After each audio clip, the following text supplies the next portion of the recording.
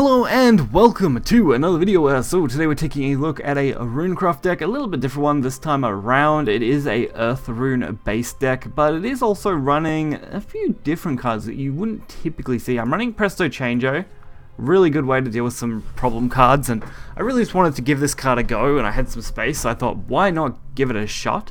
We're also running, of course, the Golem for the extra Earth Essence and abilities, Witch Hunter for a similar purpose. Mystic Seer is mainly just a draw engine. This deck can really empty its hands very quickly, so Mystic Seer is a really good way to replenish from that. You could probably even get away with just one, but I did find two made the consistency of being able to play it out much easier. Rune Fist, not a half bad card, is one of your primary damage dealers and dealing cards outside of course, Golem. Otherwise, it's really just a matter of beating your opponent down continuously, and using something like Lovely Heart does a really nice job of continually getting that Evo pressure, which is really nice. So we're going to get right into this and check it out. So first up, Rune versus Rune. Time to shine, darling. Going second, What a cool an interesting position with this deck.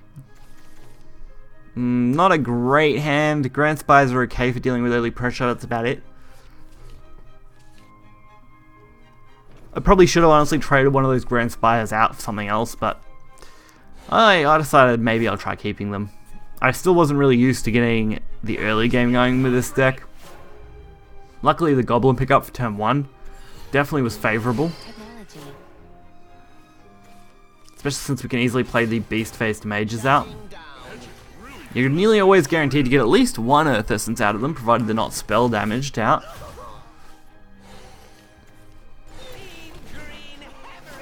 So we've still got the Grand Spire, which is not a bad way to pick up an extra 2 damage here. It looks like they are playing a Mecha Rune, which has become reasonably popular. I'm still not a huge fan of it, even though I did one of my last 2 videos on it. It's definitely not one of my favourite decks. It does have some interesting combination plays, but that's really about it. This deck at least piqued my interest with being Earth Rune, but not using the standard package that you would typically see in all Earth Rune decks. It runs some very interesting cards for sure. So we're going to see a trade-off here. At least we got the Earth Essence, that's something to use. And with Witch Snap, we can actually do a pretty good job of wiping out this board. So I did decide to go for the double Earth Essence Goblin play. It does set us up a little bit. We've got Mystic Seer next turn as well, which will allow us to draw a heap of cards, keeping us ahead of the curve. It's really all she is being used for, literally just draw power. There's no need for spell boosting in this deck, so the draw is really quite important. And it's better to have a mass draw than a small 2 draw that'll only work occasionally. So 3 cards. Not half bad. Should be pretty usable. Seraphic Blade, definitely a good card as well. I think Seraphic Blade is probably better than using Presto Changeo, but Presto Changeo was at least worth giving a shot in this deck. I also decided to aim to get all of Legendary Fighter's abilities out here, since I had the option, so we actually ended up getting 2 out of the 3, which is okay.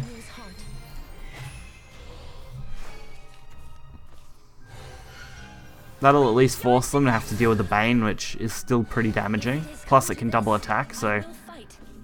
Fortunately for them though, Delta Cannon, pretty much an instant kill on it. Now, I wanted to use Grand Spire, but I didn't want to waste the Earth Essence, so I had to take the 50-50 here and hope that I hit the, of course, 3-3, and we did, so then we could use the Grand Spire.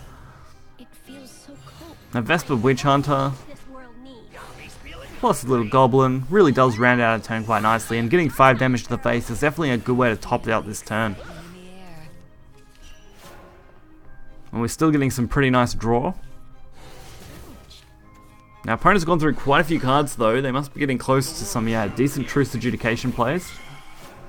Luckily, most of it went to healing, which honestly isn't the worst situation for us.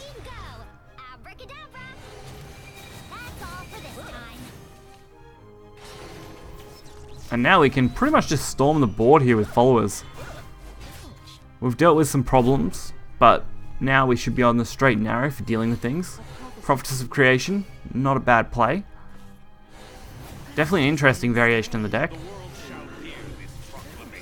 So luckily that Truce Adjudication went pretty well for us. Not perfect, but definitely acceptable.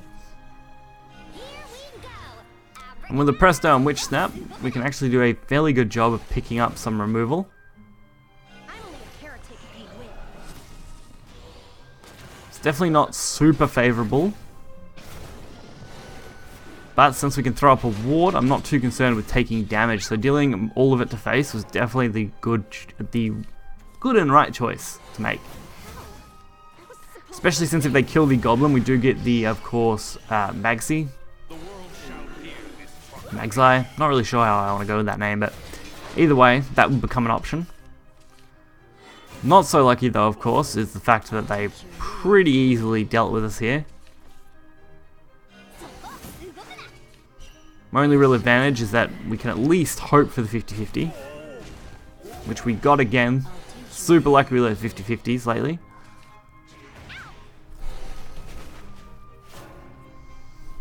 But we are only 5 health away from dying, which would be really dangerous. Luckily for us, they conceded, so they clearly obviously didn't have a way to compete. So next up, we're going to play against Dragon. I believe this match may have been slightly longer. I remember I had one match that went on for ages just because of the Evo effects. But we'll have to wait and see whether that was this match or not. So Witch Snap, Beast Face Mage, Sammy, all pretty respectable plays. No good turn 1 play, a little disappointed in that though. So I decided to go for Sammy. I wanted to go for some draw instead this time. Luckily Scrap Iron Smelter was a really good draw. And I made the right choice considering Snare of Disdain. Because now they're probably not going to use that on the Legendary Fighter. Or at least are less likely to have a way to deal with Legendary Fighter that doesn't require them playing more cards. Draconic Core. That's really good for them. That's why I decided to leave it up. I was tempted to go for Presto Changer, but didn't want to give them a really good body that would allow them to easily wipe out the rest of my board. Not that they couldn't do that practically anyway, that's just, I felt like I was definitely better off. Because now they're going to get a complete board wipe anyway, and they got the, of course, boost. Golem putting some more stuff down for us. Trying to, of course, maintain as best we can. Dragon's usually one of the tougher matchups with this deck, since it does run so many good cards.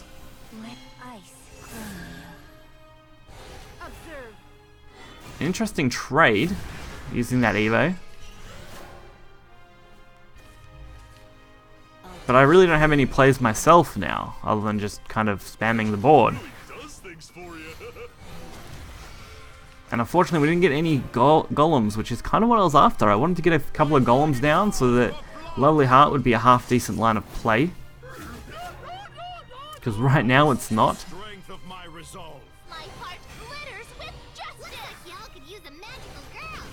So we are going to have to send this in for full damage. And we are left with at least a chance to use Ritual if we want. Or Grand Spire actually works out a bit better, being able to clear it and get a little bit of damage in. And we get to keep our 5/5, which is a really nice body.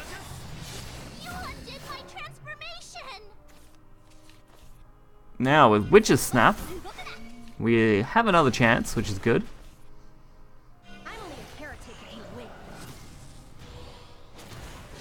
Slumbering Calamity is actually a really nice card. I wish I had some. I would definitely run that in this deck. I think that's what I'd mess around with, say, like Presto Changeo and stuff, and really try and incorporate those in, since I think they'd be really worthwhile. Alright, see, now things start really taking off with Monica's Familiar. Being able to use her to just pick off followers as we go, and keep generating value. Forcing our opponent to have to keep dealing with this is definitely in our favour, especially when we have double Ritual in our hand. Which puts us very close to lethal, of course. An Omen of 1 is a little bit of a problem. Luckily they went for Pure Voice Dragoon, since of course they don't want to risk taking too much damage. So I decided to send the rituals both in and spread out our damage slightly. That way, even if they heal, they're going to be below what they were before, which does put us at a little advantage.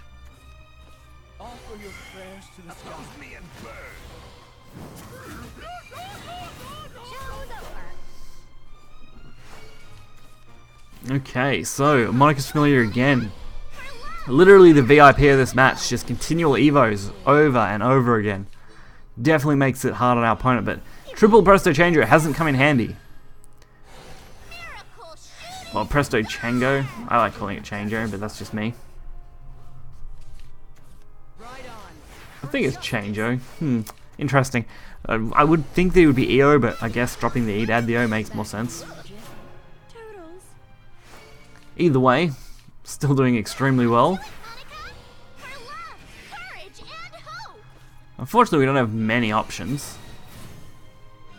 But deciding to keep Monica as strong as possible, which, of course, again, forces them to have to keep wasting followers on this, was my best choice.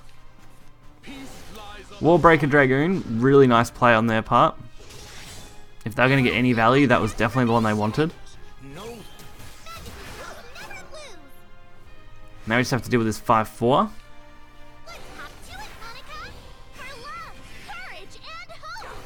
Fortunately, we can't just straight up kill it, but we can at least stop our Monica from dying. At this point, I'm not even sure how many evos we've used, but it has ended up being a lot. Warring Thunder, very respectable play. Not a great hit for us though. I would have preferred to hit the 1-1 and we could have got the evo effect again and rolled with it that way. Of course, we're still going to be able to, it's just going to be slower. And Scrap Iron Smelter is actually an option now.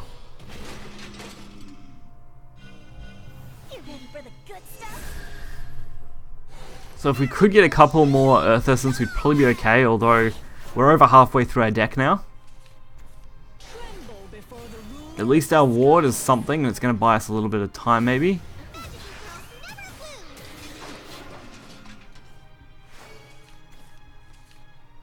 And fortunately, another Presto Changer is going to severely limit what they can do here.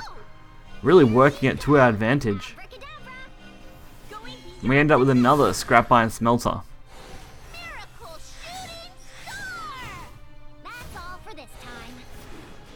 They really are working to our advantage as much as possible now. So Azure Maiden, if I had to guess, it was going to be probably a Poseidon, but I guess that's not what they're running, so Steelclad Minotaur it is. Would normally be a problem card, but Presto Changer coming in clutch all of the time, and now we have massive amounts of draw power. So now we're looking at a much more interesting match. The only problem is we're getting low on cards. So with only 4 damage needed, well, 9 actually, I forgot about the ping that effect that was going to take place. Nice Witch Snap. Now into some damage. We still have 4 points to mess around with, so we may as well take as much advantage as we can. So we went wide. I think that was the right choice.